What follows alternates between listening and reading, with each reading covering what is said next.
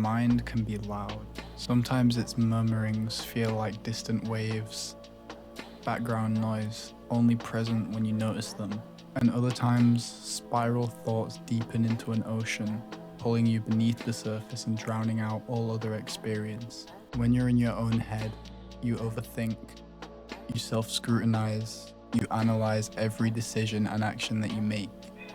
You'll even overthink your own thoughts. It becomes a cycle of decision, doubt, and disappointment until nothing feels solid or certain. It's a paralyzing place to live, almost like watching your own life play out behind a thin layer of film that you cannot break through.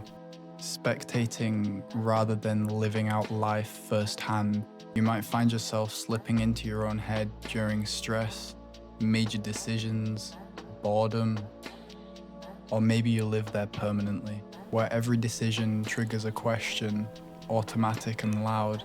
Am I wasting time? Or why did I say that?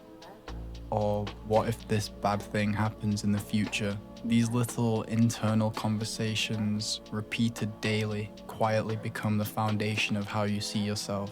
Your mind can either work for you or against you. So what does this mean? Over time, living in your own head makes it hard to connect with others. For example, you can't truly listen to someone while listening to yourself at the same time. It's like trying to follow two conversations at once. You end up hearing neither. It also affects the relationship you have with yourself. It presents itself as hesitation, indecision, negativity. What else would you expect when an intelligent mind is constantly at odds with a judgmental inner voice? The good news is you can escape this. Maybe not permanently, but just enough to let your mind work with you instead of against you. To understand how, we first need to understand how we get stuck there in the first place. At its core, being in your own head is usually either one of two things or a combination of both. Rumination about the past and anxiety about the future.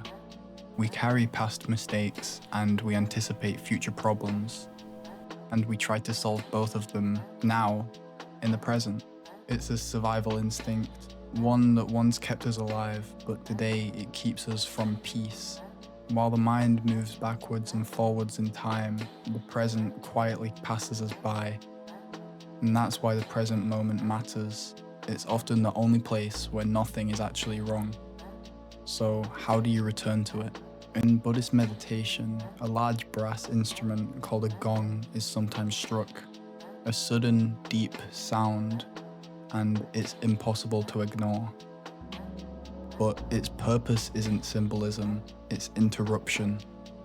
The sound cuts through the noise of the mind and pulls you into the now, whether you want it to or not. And for a moment, rumination stops, even if it's just for a second. But no, I'm not suggesting that you install a 500 kilogram brass gong in your house. The metal isn't the point. The presence is.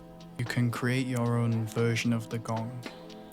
Anything that grounds you, anything that breaks the spiral and brings you back to now. Because here's the truth. You will fall back into your own head sometimes. That's human, it's hardwired. And you don't need to live permanently in the present. You just need a way back when you drift offshore.